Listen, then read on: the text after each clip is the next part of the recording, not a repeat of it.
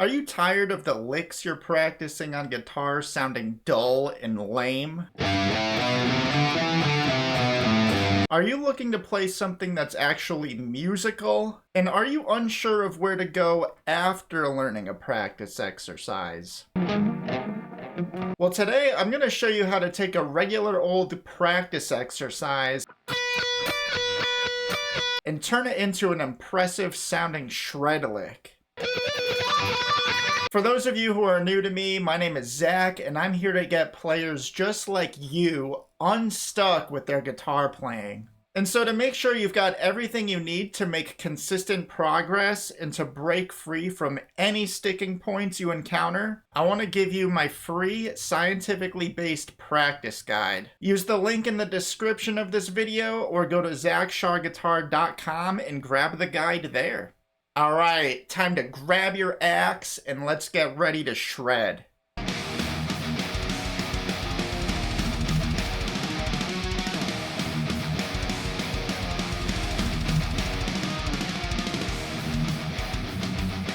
Alright, so here is the basic lick we're starting with. It basically bounces back and forth between two notes within the E minor pentatonic scale. So I'm going to show you the scale real quick.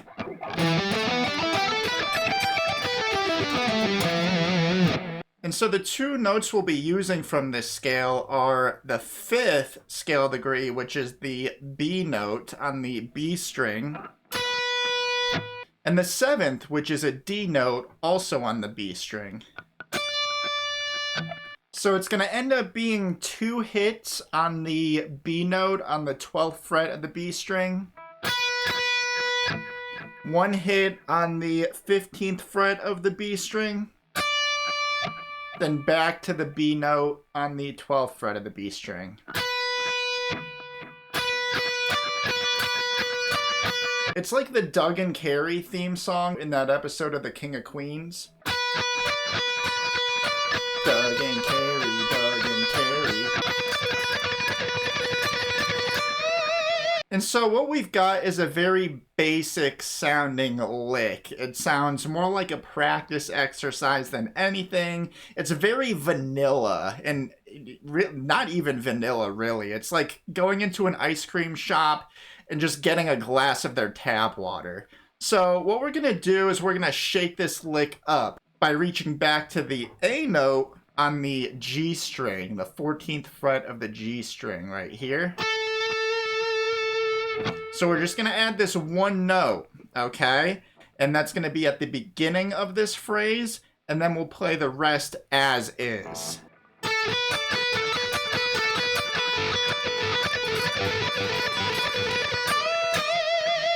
And just so you know, at the end, for fun, I have to finish it off with a whole step bend. So that's on the 15th fret of the B string, and I'm bending up 1 step, which makes it sound like I'm hitting that E note on the 17th fret of the B string.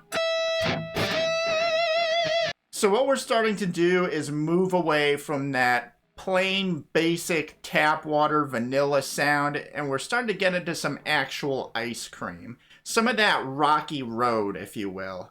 And this, what we have right here, can be good and stand on its own, but what we're gonna do is crank it up to 11 and get ourselves a mean old hot fudge sundae.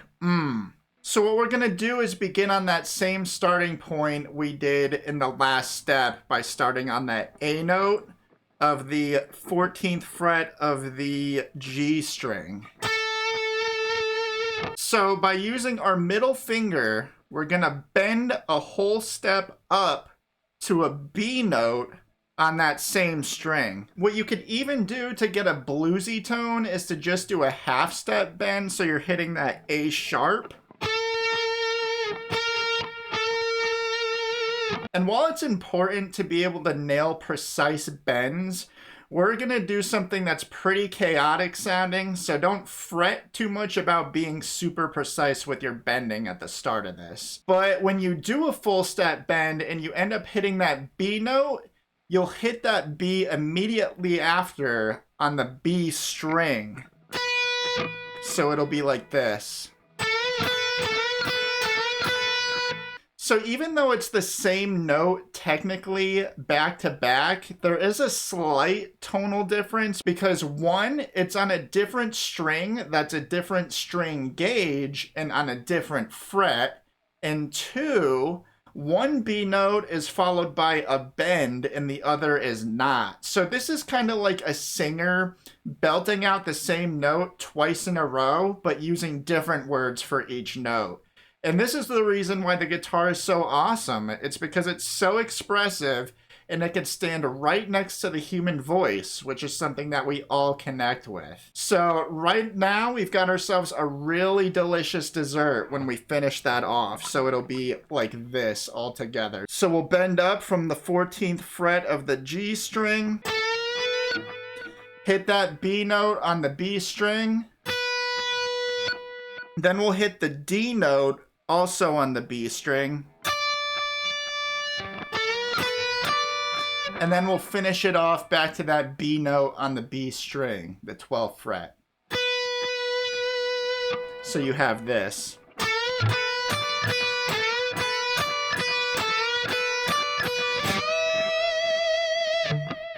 And again, I like to finish it off with a whole step bend from D to E on the B string. And so if you really want to put the cherry on top of our masterpiece, go ahead and grab a wah pedal if you have one. Don't worry if you don't, but this just makes it sound insanely good, okay?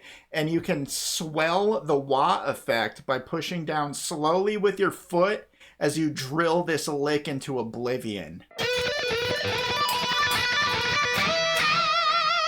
So we have effectively taken a dull-sounding practice lick and virtually transformed it into something completely unrecognizable. Even though the foundation we started with has essentially remained the same throughout, but by using other weapons from our arsenal, such as grabbing an extra note, using bends, and using the power of the wah pedal, we have successfully equipped ourselves for sonic warfare. And the result is something really musical and impressive sounding. This is just one of many sticking points we face as guitarists. So make sure you download that free practice guide to break free from other sticking points and to make consistent gains in the most effective way possible. By doing so, you'll develop into a stronger player in less time. The link for that guide is available in the description, and you can also find it at ZachSharGuitar.com.